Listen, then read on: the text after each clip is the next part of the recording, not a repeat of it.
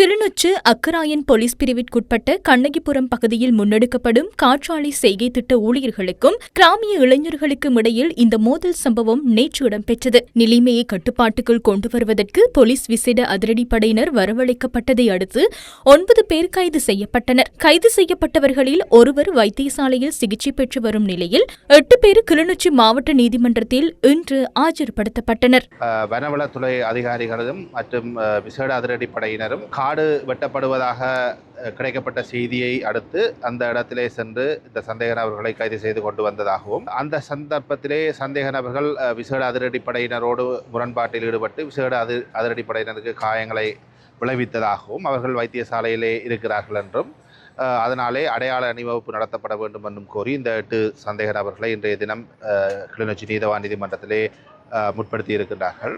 இருந்த போதிலும் அடையாள அணிவகுப்பு தேவைப்படுவதாக கௌரவமன்றிலே போலீசார் விண்ணப்பித்த நிலையிலே எதிர்வரும் செவ்வாய்க்கிழமை வரை இந்த 8 சந்தேக நபர்களும் விளக்கமறியல் வைக்கப்பட்டிருக்கிறார்கள். இந்த சந்தேக நபர்கள் சார்ந்த நிறுவனத்தின் கட்டுப்பாட்டில் இருக்கக்கூடிய அந்த பகுதிக்குள் வனலாக திணைக்களத்தினர் உட்செல்லக்கூடாது, அவர்களுடைய ஆடை தொழிற்சாலையினை குழப்பக்கூடாது, அவர்களுடைய விவசாய நடவடிக்கைகளை குழப்பக்கூடாது என்ற தடை உத்தரவு இருக்கின்ற நிலையில் இந்த சம்பவம் நடைபெற்றிருக்கிறது என்பதை நாம் கௌரவமன்றின் கவனத்துக்கு கொண்டு வந்திருக்கிறோம்.